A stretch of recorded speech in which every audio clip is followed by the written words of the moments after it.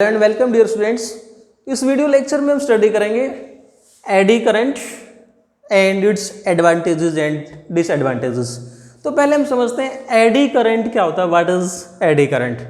देखो, AD current को समझने के लिए हम पहले हमारी जो इलेक्ट्रोमैग्नेटिक इंडक्शन फिनोमेना है उस पर आते हैं। Suppose this is A coil और कॉइल के साथ में हम किसी मैग्नेट को लेके आते हैं या मैग्नेट को दूर लेके जाएंगे। क्या होगा? इस कॉइल के अंदर इंड्यूस्ड करंट आएगा, राइट। अब आपने लेंजिस लॉ पढ़ा होगा, वहाँ से याद करो। जब हम इस कॉइल के नज़दीक मैग्नेट का नॉर्थ पोल लेके आते हैं तो इस कॉइल के अंदर इस फेस में करंट की पोलरिटी क्या होती है? Anti clockwise. इसका मतलब इसके अंदर जो इलेक्ट्रॉन है वो किस प्रकार से फ्लो करेंगे? क्लॉकवाइज। इफ करंट इज, ये कहते हैं यहाँ पर, if current is anti clockwise then electrons will flow in this direction, right. अब देखो, अगर हम किसी कॉइल की जगह if we take a piece of metal, यदि हम कोई मेटल की शीट ले लेते हैं और उस मेटल शीट को किसी मैग्नेटिक फील्ड में ड्रॉप कर दें, जैसे एग्जांपल लेते हैं हम यहाँ पर, suppose this is magnetic field. Magnetic field यहाँ पर इस डायरेक्शन में ऊपर की तरफ मैग्नेटिक फील्ड है। अब इस मैग्नेटिक फील्ड में यदि हम किसी मेटल शीट को ड्रॉप कर देंगे तो क्या होगा? इस मेटल शीट के साथ में भी मैग्नेटिक फ्लक्स में चेंज आएगा। जब मेटल शीट के साथ मैग्नेटिक फ्लक्स चेंज होगी तो जिस प्रकार से यहाँ पर ये जो कॉइल थी, इस कॉइल के अंदर जो हमारे पास में क्या आया था? Induced current. In the same वे इसके अंदर भी जो इलेक्ट्रॉन है they will start moving and they will produce induced current. अब देखो, इंड्यूस्ड करंट किस प्रकार से होगा? अगर मैं ये कह दूँ कि suppose this is the north direction of the magnetic field, तो क्या होगा यहाँ पर? अकॉर्डिंग टू लेंजिस लॉ, इस मेटल शीट का जो नीचे वाला फेस है वो क्या बनेगा?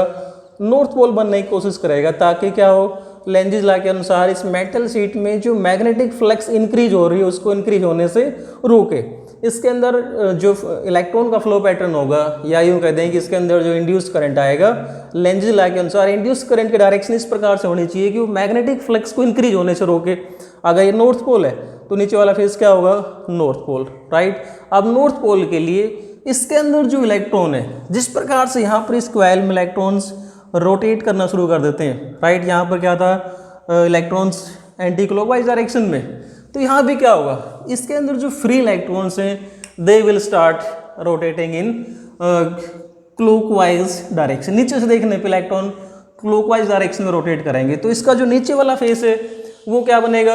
North pole, right. सो जो नीचे वाले फेस में करंट की डायरेक्शन क्या होनी चाहिए? Anti clockwise. Direction of current must be anti clockwise. ये जो मैं नीचे वाले फेस में बता रहा हूँ, इलेक्ट्रॉन इस प्रकार से रोटेट करेंगे, ठीक है। तो क्या हुआ? इस मेटल पीस में भी क्या आ गया? इंड्यूस्ड करंट आ गया। अब कॉइल की जगह हमने क्या ले लिया? कोई बल्क पीस ऑफ मैटर या कोई मेटल पीस ले लिया, मेटल की शीट ले ली। उस मेटल की शीट के अंदर जो करंट आया, उस करंट का नाम हमने क्या रख दिया? Eddy current. Now, right, this current is known as eddy current. अब इस करंट को हम देखो डिफाइन कैसे करेंगे? How we will define eddy current? So definition क्या है? The induced current in a sheet of metal due to change in magnetic flux linked with metal sheet. इस मेटल शीट के साथ में हम मैग्नेटिक फ्लक्स को चेंज करेंगे तो क्या होगा? इस मेटल शीट के अंदर जो इंड्यूस्ड करंट आया है उसी का नाम क्या है? एडी करंट है। इसका मतलब ये भी क्या है? सिंपली एक इलेक्ट्रोमैग्नेटिक फिनोमेना है, राइट। इलेक्ट्रोमैग्नेटिक इंडक्शन ही है। इलेक्ट्रोमैग्नेटिक इंडक्शन में जो इंड्यूस करंट आता है वही इंड्यूस करंट यहाँ पर है। अब इसको एडी नाम क्यों दे दिया? What is the meaning of eddy? अगर हम एडी का मीनिंग समझते हैं, ये जो वर्ड एडी है, एडी का जो मीनिंग होता है दैट इज, जैसे आपने कभी पानी के अंदर भंवर देखे हो, भंवर जैसे बनते, जैसे फ्लोइंग वाटर है। सपोज कि वाटर इज फ्लोइंग, काफ़ी तेज़ी से पानी बह रहा है और पानी के रास्ते में कोई चीज़, कोई पत्थर वगैरह आ गया या और कोई चीज़ आ जाती है, उससे टकराने के बाद में पानी इस प्रकार से यूँ गोल गोल चक्कर काटता है। यूँ इस प्रकार से पानी का जो फ्लो पैटर्न बन गया, राइट। इसको हम क्या कहते हैं? एडी बोलते हैं, भंवर बनना, eddies formation. In the same way यहाँ पर क्या होगा? इलेक्ट्रॉन का जो फ्लो पैटर्न है वो भी किससे मैच करता है? एडीज से मैच करता है। इसलिए इसको हम क्या कहते हैं? Eddy current. So meaning of eddy, eddy का मीनिंग समझ गए कि we can say that flow pattern of electrons, flow pattern of electrons resembles with eddies in water. That is why it is called eddy current, right? Eddy is not the name of scientist. इसमें confuse नहीं होना है कि AD किसी scientist का नाम होगा। Electron का फ्लो पैटर्न, इस प्रकार से इलेक्ट्रॉन गोल गोल चक्कर काटते हैं, इसलिए क्या कहते हैं, इसको एडी करंट कहते हैं। It was given by discovered by Foucault, it is the name of scientist. इन्होंने इसके बारे में बताया था 1895 में। It is also called as Foucault current. ये तो हो गया हमारे पास में एडी करंट। अब इसकी कुछ एक एक्सपेरिमेंटल डेमोन्स्ट्रेशन हम करते हैं कि क्या हम इस एडी करंट को डेली लाइफ में देख सकते हैं, किस प्रकार से एक्सपेरिमेंटल एक्टिविटी के द्वारा इसको हम शो कर सकते हैं, right. Some experimental phenomena to understand the eddy current, right. पहला जो एक्सपेरिमेंटल डेमोन्स्ट्रेशन के एक्सपेरिमेंटली हम इसको कैसे शो कर सकते हैं, वो देखो ये है हमारे पास में। Suppose this is an electromagnet and this is a light metal disc. जैसे हम इस प्रकार से बात करें कि हमारे पास में क्या हो, कोई electromagnet, right, this is an electromagnet, इस प्रकार से कोई इलेक्ट्रोमैग्नेट है, राइट। जैसे ही हम इस इलेक्ट्रोमैग्नेट के अपर सरफेस पे किसी लाइट हल्की सी मेटल की प्लेट को रख देंगे और हम इस इलेक्ट्रोमैग्नेट में हम करंट को पास करेंगे, तो क्या होगा, जैसे जो ये कहते हैं it is like a solenoid, तो इसके एक्सिस के अलोंग जैसे जैसे क्या होगा, मैग्नेटिक फील्ड इंक्रीज होगा। If you suppose that this is the north pole of this electromagnet, तो इस लाइट मेटल डिस्क का जो नीचे वाला फेस है, लेंज ला के अनुसार क्या बनेगा, अब आप समझ गए कि इसका जो लोअर फेस है that will acquire north polarity. ये नॉर्थ पोल है, तो क्या होगा, इसके साथ में मैग्नेटिक फ्लक्स इंक्रीज होगी। वो इस प्रकार से इंक्रीज होती है, जो इसके अंदर जो इंड्यूस करंट आएगा वो किस प्रकार से होगा कि मैग्नेटिक फ्लक्स को इंक्रीज होने से रोकेगा। और उसके लिए की पॉसिबिलिटी है, अगर ये नॉर्थ पोल है तो इस मेटल डिस्क का नीचे वाला फेस भी क्या होना चाहिए, नॉर्थ पोल। क्या होगा, इनके बीच में repulsion. Due to this repulsion ये जो लाइट मेटल डिस्क है ये अपने आप ही हवा में उड़ जाती है, right. This light metal disc is thrown into air due to eddy current, right. So first experimental demonstration हमारा क्या है कि a light metal disc placed on an electromagnet is thrown into air. दूसरा एग्जांपल लेते हैं इसको समझने के लिए। देखो दूसरा एग्जांपल लेते हैं हम। ये हमारे पास में कोई पीवीसी पाइप है, right, and this is metal pipe. PVC का मतलब समझ गए, कोई प्लास्टिक का पाइप है, और ये किसका पाइप है, मेटल का पाइप है। दोनों केस में हम क्या करते हैं, यदि सेम हाइट से किसी मैग्नेट को ड्रॉप करें, यहाँ पर भी सेम हाइट से और इस केस में भी सेम हाइट से किसी मैग्नेट को जब ड्रॉप करेंगे, राइट, तो देखो यहाँ पर क्या है, पीवीसी प्लास्टिक का पाइप है। अब आप क्या सोचते हो, किस केस में ये मैग्नेट जल्दी नीचे पहुँचेगा, राइट। अब आपके दिमाग में आइडिया आ रहा होगा, ये तो पीवीसी है, मेटल पाइप है, सॉरी प्लास्टिक पाइप है, and this is metal pipe. यदि इस मेटल पाइप में से हम मैग्नेट को नीचे ड्रॉप करते हैं, suppose this is the south pole of the magnet, तो क्या होगा, इस मेटल के अंदर जो मैग्नेटिक फ्लक्स है वो इंक्रीज होगी तो यहाँ पर क्या आएगा, इंड्यूस्ड करंट। अब देखो ड्यू टू लेंज लॉ, अगर ये साउथ पोल नीचे की तरफ आ रहा है तो इस मेटल पाइप का जो अपर फेस है this will become south pole, right. तो इनके बीच में क्या होगा, repulsion. Upper face south polarity acquire करेगा, इनके बीच में रिपल्शन होगा। जैसे जैसे अब ये क्या होगा, नीचे की तरफ जाएगा, राइट। इसको यहाँ से टोटल केस में क्या होगा, नीचे वाला फेस है इसको अपोजिशन मिलेगा, हर बार नीचे तो साउथ फेस क्रिएट होता जाएगा। जब यहाँ से ये नॉर्थ पोल है इसका, तो इसका अपर फेस क्या बन जाएगा, राइट, जो इसका अपर फेस साउथ पोल इसको ऊपर की तरफ अट्रैक्ट करेगा, नीचे वाला फेस क्या बनेगा, जो साउथ फेस में वो इसको रिपेल करेगा। तो इस पूरे मैग्नेट को जब ये फॉल करेगा इस मेटल पाइप में से, तो क्या मिलेगा इसको, अपोजिशन। इसका मतलब ये जो एडी करंट यहाँ पर जो क्रिएट हो रहा है वो क्या कर रहा है, इसकी मोशन को अपोज कर रहा है। We can say that it opposes motion, right. अब इसको आपको दिमाग में रखना है, ये इसका एक डिसएडवांटेजेस भी है कि जो एडी करंट है वो मोशन को अपोज करता है, राइट। और इसका डिसएडवांटेजेस भी है और इसका एडवांटेजेस भी है कि इट अपोजेस मोशन है। यदि ये मोशन को अपोज करेगा, इसका मतलब जहाँ पर हमें ब्रेक चाहिए वहाँ पर हम इस प्रकार के फिनोमेना को यूज कर सकते हैं। किसी चीज़ को हमें रोकना है, ये मोशन को अपोज कर रहा है, तो इसको हम इसके एडवांटेजेस में पढ़ेंगे, वहाँ काम आएगा। और वो कंसेप्ट होता है इलेक्ट्रोमैग्नेटिक ब्रेक्स के केस में, ये क्या कर रहा है, मोशन को अपोज कर रहा है। लेकिन जहाँ पर हमें मोशन चाहिए वहाँ पर भी ये अपोज कर रहा है, तो वो डिसएडवांटेजेस हो गया। अब देखो यहाँ आते हैं, पीवीसी पाइप की बात करते हैं। प्लास्टिक का पाइप है, इसके अंदर there will be no induce current, so it will fall freely, like free fall का केस हो जाएगा यहाँ पर। तो अब हम दोनों की बात करेंगे, कौन से केस में ये मैग्नेट जल्दी नीचे आएगा। So we can say that it will fall in case of PVC. PVC के केस में तुरंत नीचे पहुँच जाएगा। नेक्स्ट एग्जाम्पल लेते हैं, हम देखो और एग्जाम्पल से समझते हैं हम इलेक्ट्रोमैग्नेटिक या एडी करंट को। Suppose these are the two pole species of electromagnet, right. जब हमने इलेक्ट्रोमैग्नेट को एक्टिवेट नहीं किया, means there is no magnetic field between these two pole. अब ये हमारे पास में कोई मेटल की प्लेट है, इस मेटल की प्लेट को हम धागे से बांध के इन दोनों पोल्स के बीच में इस प्रकार से लटका देते हैं, राइट। मेटल की प्लेट को धागे से बांधा और इन दोनों पोल्स के बीच में लटका दिया। अब इसको किसी एक पोजीशन पे ला के छोड़ दोगे तो क्या होगा, ये मेटल प्लेट मैग्नेटिक फील्ड्स के बीच में यूँ ओसिलेट करेगी, राइट। देखो समझो कि मान लो ये मेटल प्लेट को हमने धागे से बांध के यूँ लटका रखा था। अब इसको किसी एक पोजीशन पे ला के छोड़ दोगे तो क्या होगा, ये मेटल प्लेट इन दोनों पोल्स के बीच में ओसिलेट करेगी। अब टाइम नोट कर लो घड़ी से कि ये कितनी देर तक ओसिलेट करती है, एक चीज़ हो गई। अब दूसरी बात क्या करते हैं, पहले हमने क्या कर रखा था, जो मैग्नेटिक फील्ड था बीच में उसको एक्टिवेट नहीं किया था।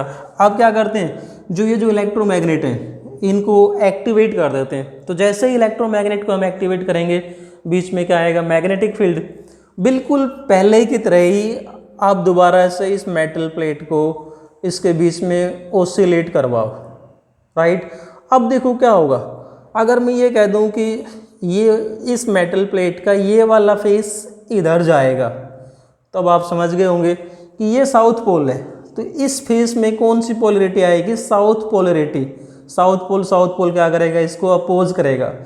जब ये वापस आएगा तो ये वाला जो फेस है इधर कौन सी पोलरिटी क्रिएट हो गई, नॉर्थ पोलरिटी। इसका मतलब इसको दोनों केस में अपोजिशन मिलेगा। अब आप टाइम सोच के देखो कि ये जल्दी रेस्ट में आएगी या पहले से ज़्यादा देर में रेस्ट में आएगी। हम आसानी से कहते हैं कि इट विल स्टॉप इंस्टेंटली, तुरंत ये रेस्ट में आ जाएगी, क्योंकि इसकी मोशन को अपोजिशन मिलेगा। इधर जाएगा तो अपोजिशन होगा, इधर आएगा तो अपोजिशन, दोनों केस में अपोजिशन मिला, it will comes to rest readily, बहुत जल्दी रेस्ट में आ जाती है बिकॉज ऑफ एडी करंट। इसके अंदर भी एडी करंट डेवलप हुआ। सो ये थे कुछ एक experimental demonstrations of eddy current. अब लेते हैं हम इसके advantages of eddy current. Now let us discuss some advantages या प्रॉफिट या इसके फ़ायदे क्या हैं एडी करंट के। तो हम ज़्यादा डीप में नहीं जाएंगे, हमारे जो एग्जाम से रिलेटेड जो आइडियाज़ हैं सिर्फ वहीं तक हम बात करेंगे, ज़्यादा डीप में नहीं चलेंगे हम। एडवांटेजेस देखो, पहला एडवांटेजेस क्या है इसका, इलेक्ट्रोमैग्नेटिक डैम्पिंग। डियर स्टूडेंट्स, आपने +1 में डैम्प्ड ऑसिलेशन पढ़ा होगा और अनडैम्प्ड ऑसिलेशन। यदि कोई ऑसिलेशंस लंबे टाइम तक चलते रहते हैं उनको हम क्या कहते हैं, अनडैम्प्ड। और डैम्प्ड ऑसिलेशन क्या होते हैं, यदि कोई बॉडी ऑसिलेट करे और उसके ऑसिलेशंस तुरंत रुक जाएं उनको हम क्या कहते हैं, डैम्प्ड ऑसिलेशन। तो यहाँ पर हम जो बात करेंगे इलेक्ट्रोमैग्नेटिक डैम्पिंग क्या होती है। जैसे अभी आपने देखा था कि किसी मैग्नेट की दो पोल्स के बीच में किसी मेटल शीट को जब हम ऑसिलेट करवाते हैं, राइट, जैसे ही मैग्नेट को आप एक्टिवेट करोगे इसके ऑसिलेशंस तुरंत रेस्ट में आ जाते हैं, राइट। ये it comes to rest very fast. तो ये क्या है, डैम्प्ड ऑसिलेशन, और इसको हम क्या कहते हैं, इलेक्ट्रोमैग्नेटिक डैम्पिंग। अब ये इलेक्ट्रोमैग्नेटिक डैम्पिंग कहाँ काम आती है, it is used for designing dead beat galvanometer. इसका जो यूज है वो ये है, डेड बीट गैल्वेनोमीटर। अब याद करो गैल्वेनोमीटर का प्रिंसिपल क्या होता है कि टॉर्क, गैल्वेनोमीटर के अंदर जो करंट कैरिंग कॉइल होती है उस पर टॉर्क लगती है, उस टॉर्क के कारण क्या होता है, कॉइल डिफ्लेक्ट करती है। जैसे मान लो हम बात करते हैं, ये हमारे पास में यदि कोई नॉर्मल गैल्वेनोमीटर होगा, तो नॉर्मल गैल्वेनोमीटर में हम जैसे ही करंट पास करेंगे क्या होगा, इस कॉइल पे टॉर्क लगेगी और ये किसी एक रीडिंग पे जाने के बाद में कुछ देर तक यूँ ओसिलेट करती रहती है, इस प्रकार से ओसिलेट करेगी, इसमें फ्लैक्चुएशन आएंगे। मतलब इसको किसी एक रीडिंग पे आने के लिए कुछ टाइम लगा, यदि हमें उस टाइम को रोकना है, इसके ऑसिलेशंस को डेड करना है, बिल्कुल तुरंत ये जैसे ही करंट पास करें और एक किसी एक रीडिंग पे जाके ये नीडल एकदम से जाके रुक जाए, तो वो कौन सा गैल्वेनोमीटर होगा, that is known as dead beat galvanometer. तो डेड बीट गैल्वेनोमीटर बनाने के लिए हम क्या करते हैं, आप याद करो गैल्वेनोमीटर की कंस्ट्रक्शन में हमने पढ़ा था कि जो हमारे पास में जो कॉइल होती है उसको किसी non magnetic material like brass जैसे नॉन मैग्नेटिक मटेरियल पे गैल्वेनोमीटर की कॉइल को वाइंड करते हैं, राइट। तो मेटल ब्रास की जो मेटल शीट है जब वो ऑसिलेट करेगी, देखो गैल्वेनोमीटर में आपने देखा होगा दो मैग्नेट के दो पोल होते हैं, बीच में मेटल प्लेट है, तो जैसे ही ऑसिलेट करेगी क्या होगा, इसके ऑसिलेशंस तुरंत किस में आ जाएंगे, रेस्ट में आ जाएंगे। इसको हम क्या कहते हैं, डेड बीट गैल्वेनोमीटर। सेकंड जो इसका बहुत बड़ा एडवांटेज है वो आता है मैग्नेटिक ब्रेक्स, राइट। यदि हम magnetic brakes these are used in electrically power train which moves at a very high speed. जैसे आपने बुलेट ट्रेन का नाम सुना होगा, जापान वगैरह में बुलेट ट्रेन चलती हैं जो काफ़ी हाई स्पीड से चलती हैं, वहाँ पर यदि हम नॉर्मल ब्रेक की बात करेंगे तो नॉर्मल ब्रेक के केस में क्या होता है, due to friction wear and tear, जो कंसेप्ट आपने पढ़ा होगा पहले, फ्रिक्शन के नुकसान क्या होते हैं, मशीनों के पार्ट्स हैं वो घिस जाते हैं, फ्रिक्शन के कारण से टूट जाते हैं, हीट एनर्जी काफ़ी प्रोड्यूस होती है, loss of energy in the form of heat. तो वो क्या होता है मशीनों, यदि हम ट्रेन की हाई स्पीड ट्रेन में यदि नॉर्मल ब्रेक्स की बात करेंगे तो क्या होगा, जो ट्रेन है उसका जो वजन है, वेट है, काफ़ी हाई होता है, वहाँ पर फ्रिक्शन के कारण से बहुत ज़्यादा मेंटेनेंस की ज़रूरत पड़ती है। तो उस केस में हम क्या करते हैं, मैग्नेटिक ब्रेक्स को अप्लाई करते हैं, and these magnetic brakes are based on electromagnetic induction, right. These are used in electrically powered train which moves at a very high speed. इसके मैकेनिज्म को यदि हम समझना चाहें तो वो थोड़ा बहुत आइडिया हम ले सकते हैं, अदरवाइज एग्जाम में मैकेनिज्म आपको एक्सप्लेन नहीं करना है। जैसे क्या होता है इलेक्ट्रोमैग्नेटिक ब्रेक्स के केस में, suppose these are the rails, ये मान लो रेल की पटरियाँ हैं, and suppose these are the wheels of the train. तो क्या होता है इन व्हील्स के बीच में यहाँ पर क्या होगा, बीच में जो ये suppose this is the compartment और ये ट्रेन है, तो व्हील्स के बीच में काफ़ी हैवी स्ट्रॉन्ग इलेक्ट्रोमैग्नेट्स लगे होते हैं। जैसे ही हमें क्या करना होता है, ब्रेक्स लगाने होते हैं, क्या करेंगे, इन इलेक्ट्रोमैग्नेट्स को हम एक्टिवेट करते हैं। तो जैसे ही इलेक्ट्रोमैग्नेट को एक्टिवेट करेंगे, ये जो रेल्स हैं, जो पटरियाँ, इनके अंदर क्या होता है इंड्यूस्ड करंट, जो और वो इंड्यूस्ड करंट क्या करेगा, लेंज लॉ के अनुसार इंड्यूस्ड करंट इस प्रकार से आता है कि वो क्या करे, इसकी मोशन को अपोज करता है, राइट। तो पूरी की पूरी रेल पे क्या होगा, इंड्यूस्ड करंट क्रिएट होगा, दैट इंड्यूस्ड करंट अपोजेस, या कहते हैं कि ब्रेक्स द ट्रेन स्मूथली, काफ़ी स्मूथ ब्रेक लगते हैं। क्योंकि यहाँ पर देखो यदि हम नॉर्मल ब्रेक की बात करते हैं, जैसे आप मोटरसाइकिल में या जो मोटरसाइकिल में आपने डिस्क ब्रेक देखा होगा, जो आपकी साइकिल में आप ब्रेक लगाते हो, ब्रेक घिस जाते हैं, यहाँ पर तो क्या इनका कांटेक्ट है ही नहीं। ये जो मैग्नेटिक इलेक्ट्रोमैग्नेटिक ब्रेक होते हैं इन रेल से थोड़ा सा ऊपर होते हैं, मतलब कांटेक्ट में नहीं होते। तो ये जो कंसेप्ट है वियर एंड टीयर, घिसने वाला जो फिनोमिना है वो यहाँ पर क्या हो जाती है, बिल्कुल ख़त्म हो जाती है, राइट। सो ये इसका एडवांटेजेस है मैग्नेटिक ब्रेक्स को हम यहाँ पर अप्लाई करने का। कि दूसरा, कभी आपने देखा होगा जो नॉर्मल ट्रेन में आप बैठते हो, नॉर्मल ट्रेन में जो ब्रेक लगते हैं उसमें ची ची की आवाज़ आती है, ब्रेक लगने के बाद में ऐसा लगता है कोई चीज़ घिस रही है, वो यहाँ पर नहीं होता है। ये इसका एडवांटेजेस है, राइट। नेक्स्ट एडवांटेज है इसका इंडक्शन फर्नेस। आपने कभी तंदूर का नाम सुना होगा, तंदूर देखा होगा किसी होटल पे, या जब घर में कोई फंक्शन होता है तो वहाँ तंदूर लगाते हैं रोटियां बनाने के लिए या हीट प्रोड्यूस करने के लिए। इस प्रकार की शेप में तंदूर होता है, उसके अंदर हम क्या डालते हैं, या तो लकड़ियाँ डालते हैं या कोयला डालते हैं। यहाँ पर क्या होता है, यहाँ पर हम क्या करते हैं, वी टेक एक कॉइल, इस प्रकार की कॉइल, राइट। इस कॉइल के दोनों एंड्स के ऊपर हम क्या लगा देते हैं, सोर्स ऑफ करंट। जब इस कॉइल में हम क्या करेंगे, when current is pass through this coil, then क्या होगा, due to eddy current we large current is produced and that current is used to produce high temperature, right? We know that heat का formula क्या होता है, आप याद कीजिए, H is equal to क्या होता है, I square RT। Due to this eddy current क्या होगा, देखो ये जो इंडक्शन फर्नेस है, इसके अंदर हम किसी मेटल पीस जिसको हमें पिघलाना है, क्या काम आती है, धातुओं को पिघलाने के काम आती है अलाय, जिसको हम बोलते हैं मिक्स धातु या अलाइज को मेल्ट करने के, धातुओं को मेल्ट करने के, मेटल्स को मेल्ट करने के काम आती है।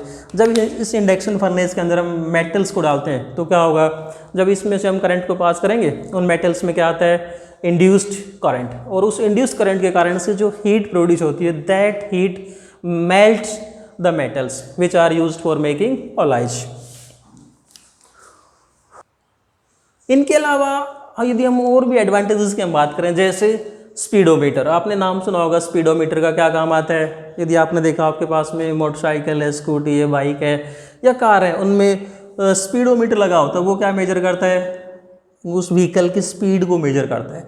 तो ये जो स्पीडोमीटर है, it moves because of rotating eddy current. जैसे रोटेटिंग एडी करंट बनता है, उसके कारण से स्पीडोमीटर क्या करता है, मूव करता है। इसी प्रकार से जो इलेक्ट्रिक पावर मीटर है, उसके अंदर क्या होती है, एक रोटेटिंग डिस्क होती है। यदि आपने देखा हो पुराने वाले जो मीटर होते थे, इलेक्ट्रिक मीटर, उनके अंदर एक इलेक्ट्रिक डिस्क होती थी, वो लगातार कंटिन्यूसली घूमती रहती है। फिर उसमें आपने देखा होगा कहीं पर एक इस प्रकार की रेड कलर की लाइन होती थी, एक चक्कर पूरा लगा, फिर ये रेड लाइन आती थी, फिर चक्कर पूरा लगता है। तो ये जो डिस्क है, this disk rotates because of eddy current. Eddy current के कारण से ये डिस्क रोटेट करती है, राइट। ये थे हमारे पास में कुछ एक advantages, right, of eddy current. अब बात करते हैं इसके डिसएडवांटेजेस क्या है। Some of disadvantages of eddy current, देखो पहला क्या है, इट अपोजेज मोशन। जैसा हमने देखा था कि मैग्नेट को हम ड्रॉप करते हैं तो उस मैग्नेट की मोशन को क्या करता है, ये अपोज करता है। दूसरा हमने एग्जांपल लिया था, किसी मेटल शीट को मैग्नेटिक फील्ड में मूव करवाते हैं तो भी क्या करता है, ये मोशन को अपोज करता है। अब जहाँ पर हमें मोशन की जरूरत होती है, वहाँ भी क्या करेगा, ये मोशन को अपोज करेगा। मोशन को अपोज करे तो क्या होगा, हमें एक्स्ट्रा फोर्स या एक्स्ट्रा एनर्जी खर्च करनी पड़ती है। दूसरा क्या है, it involves loss of energy in the form of heat. क्या होगा, जैसे कुछ एक इलेक्ट्रिकल सर्किट हैं, उनमें जहाँ पर एडी करंट प्रोड्यूस होगा, तो एडी करंट प्रोड्यूस होगा तो हीट भी प्रोड्यूस होगी, and the form of heat क्या हो गया, H is equal to I square RT। Due to this heat there is loss of energy in the form of heat, right. And जो third disadvantage है वो क्या है, excessive heating.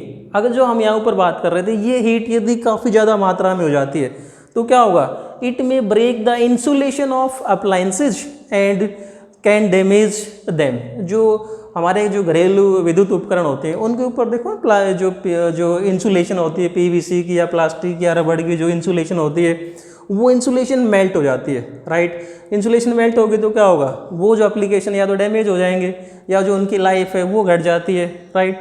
सो ये थे कुछ एक इसके डिसएडवांटेजेस। अब how we can minimize eddy current. Now how we can minimize eddy current. Eddy current को हम बिल्कुल जीरो नहीं कर सकते, बट वी कैन मिनिमाइज। जैसे हम ट्रांसफार्मर की बात करें या फिर डायनामो की या जो इलेक्ट्रिक मोटर, इनमें जो हम metal core used in transformer, dynamo, Motors is extra is taken in the form of thin sheets and insulated from each other. देखो क्या मीनिंग इसका, कि ये मैंने एक ट्रांसफार्मर का डायग्राम बना रखा है। इस ट्रांसफार्मर के अंदर जो ये हमने metal core, these are metal core, इन मेटल कोर्स को क्या कर रखा है, थिन शीट्स के रूप में लेते हैं। जैसे मान लो ये एक शीट हो गई, फिर इस शीट को क्या करते हैं, जैसे ये एक शीट है, इसको देखो आप, ये जो रेक्टेंगुलर शीट बना रखी है, दिस इज वन शीट। इस शीट के ऊपर ये दूसरी शीट को रख दिया, फिर जैसे एक पेज रखा हमने बुक का, उसके ऊपर दूसरा पेज रखा, फिर तीसरा पेज रखा, और सारे पेज को क्या करते हैं, एक दूसरे से अलग कर देते हैं, इंसुलेट कर देते हैं। तो यहाँ पर क्या है, ये जो मेटल कोर है इसको हमने किस रूप में ले रखा है, थिन शीट्स के रूप में ले रखा है। और इन सभी शीट्स को क्या करते हैं, एक दूसरे से इंसुलेट करते हैं, राइट। और इंसुलेशन के लिए जो हम मटेरियल यूज़ करते हैं, जैसे आपने वार्निश का नाम सुना होगा, वार्निश से दरवाजे वगैरह को पेंट कर देते हैं। इसी प्रकार से इन शीट को भी क्या कर देते हैं, पेंट कर देते हैं एक दूसरे से। या फिर इनके बीच में लैक वायर, एक मटेरियल होता है lac wire, lac wire, this material जिसको हम लाख कहते हैं, आपने लाख नाम सुना होगा ना, लाख जो मेल्ट, लाख को मेल्ट करके इन शीट्स को एक दूसरे से इंसुलेट कर दिया। तो इंसुलेट किस लिए करते हैं, ताकि एक शीट के कारण से जो एडी करंट हुआ है वो दूसरी शीट में ना आ जाए, फिर तीसरी शीट में। अगर इन पूरी, जैसे मान लो हमारे पास ये थिकनेस है, this is the sheet thickness of a metal core, अगर ये एक ही थिकनेस की ले लेते तो क्या होता है, इस पूरी शीट का जो शीट के कारण से जो इंड्यूस करंट होता है या एडी करंट होता है, that will be very large. तो अब जो एडी करंट होगा वो इंडिविजुअल शीट के कारण से होगा, एक एक शीट का होगा, और वो क्या होगा, that will not be very large. So हमने क्या कर दिया, एडी करंट को मिनिमाइज करने के लिए ये जो मेटल कोर की जो शीट है इनको हमने थिन शीट्स के रूप में, ये मेथड है कि metal core in the transformer dynamo is taken in the form of thin sheets, और इन सभी शीट्स को हम क्या कर देते हैं, एक दूसरे से इंसुलेट करते हैं। In this way we can minimize the eddy current. तो ये था डियर स्टूडेंट्स हमारे पास में concept eddy current, experimental demonstration, advantages, disadvantages and how to minimize eddy current. If you like then please give a like, subscribe and share the videos. Thanks and keep on watching.